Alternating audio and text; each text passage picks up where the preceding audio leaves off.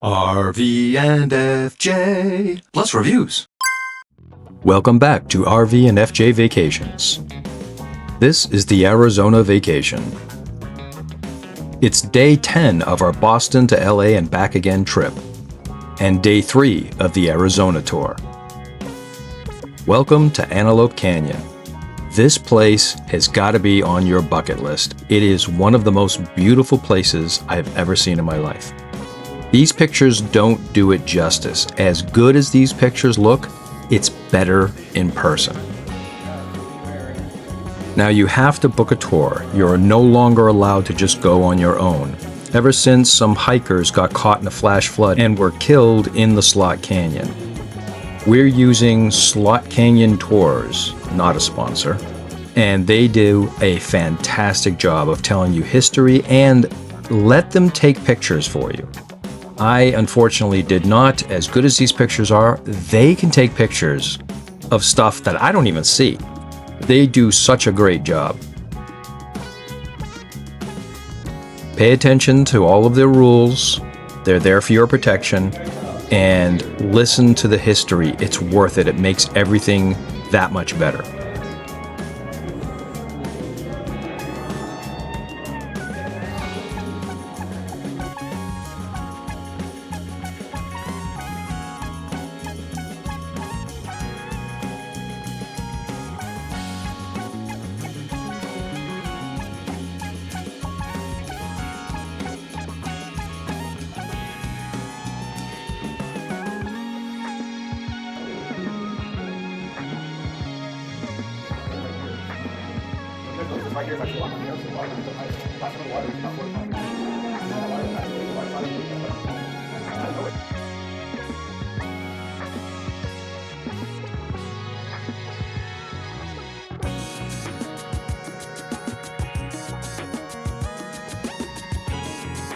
This is my 4th time on this tour and my son's 3rd time. Every time it seems completely different. And the reason is, as sometimes when flash floods come through, it brings sand in, and the height of the canyon is decreased because of the added sand. And sometimes it washes sand out, and now it's deeper and farther to the top because of the removed sand. So every time you go, it's a little different. Just go. You'll have a great time.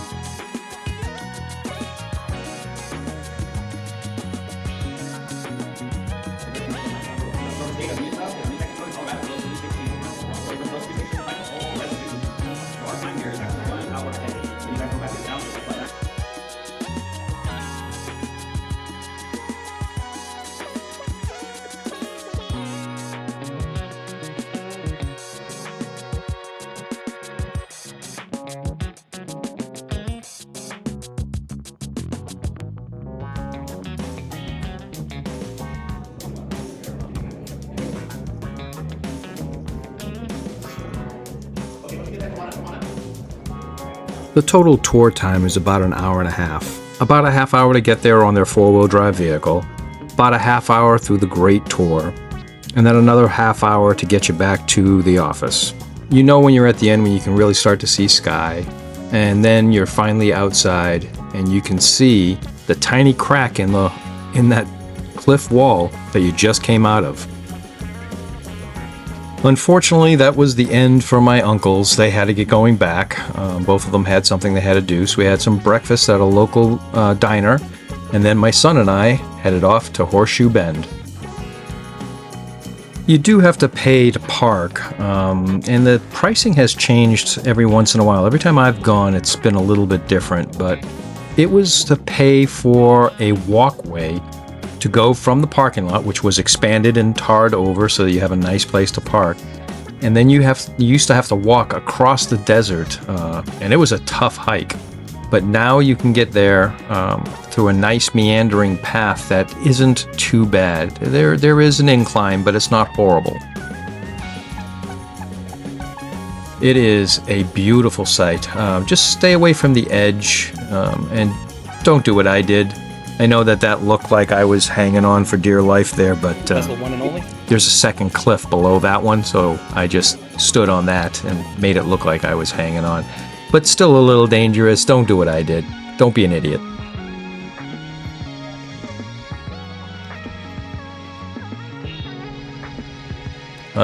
I just said don't be an idiot, and there my son has to be an idiot like his dad.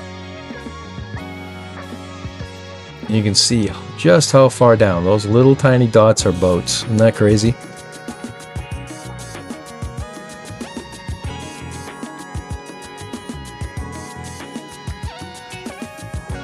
I don't know about you, but can you see the face in that rock? I never noticed it before. This is the Watchtower at the Grand Canyon. Designed by Mary Coulter and built in 1932, it's inspired to look like a Hopi or a Puebloan watchtower. There's a steel superstructure with a skin of stones. It's 4 stories, 70 feet tall or about 21 meters.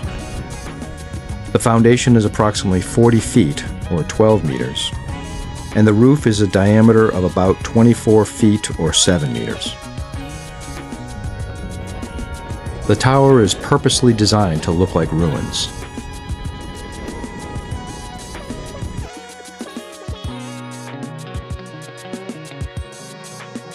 The lobby, or kiva room, has a large fireplace and large windows for people to gather. At the far left is a gift shop.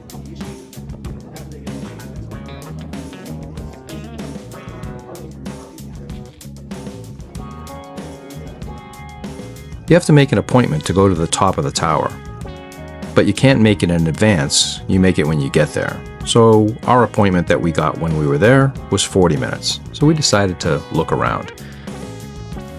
We found this old outer building right on the edge of the cliff. Man, was it cool. Not sure what it was for. I don't know if it's a modern building made to be look old, but couldn't tell because couldn't get inside.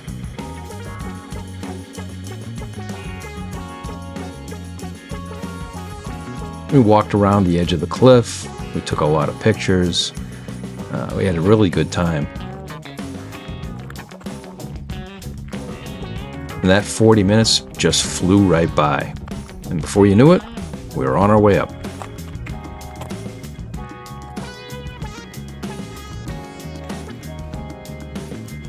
The next 3 floors are ever smaller, circular, and have balconies with windows for viewing the canyon.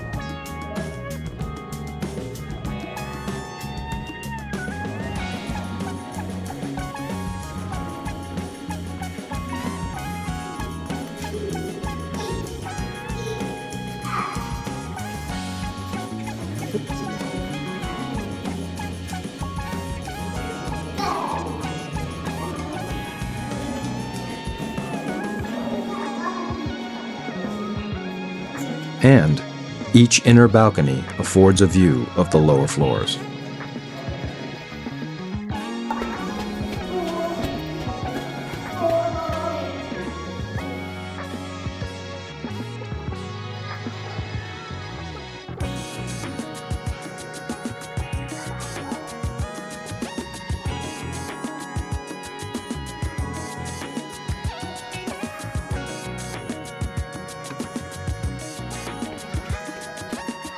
Take your time here.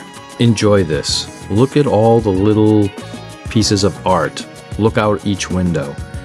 Just drink it in. This is a lot of fun. The views are spectacular.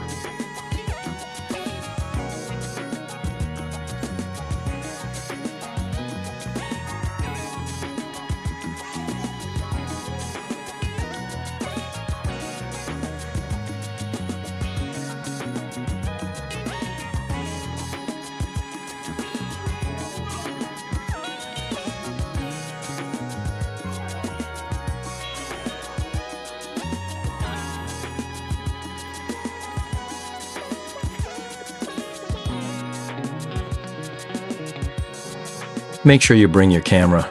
It's worth taking 100 photos, especially since you don't have to develop film anymore. You can fit so much on a camera so you can review it later. It's worth it.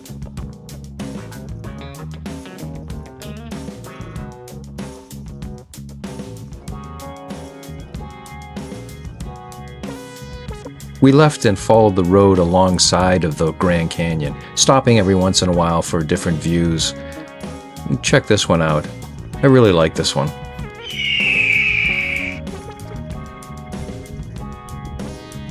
If I had time, I think I would have scrambled down on top of that little area and checked it out. But we were running behind. We had to get to Seligman.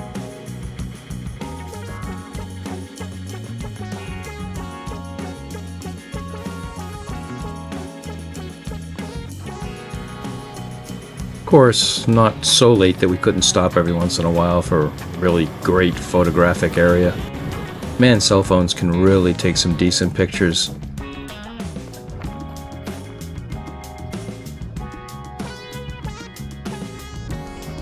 And finally, a 2-hour drive to Seligman, Arizona. Originally called Prescott Junction and renamed Seligman in 1886, after the founders of the J&W Seligman and Company of New York, who financed the town's rail lines. Then in 1926, Route 66 ran through the town and it started to boom. Unfortunately, in 1978, Route 40 bypassed Seligman. But the town stays alive by retaining its 50s persona, filled with antique shops, restaurants, and art stores. It's a must-see. We love this place. So join us for one more episode in Arizona. You'll have a great time.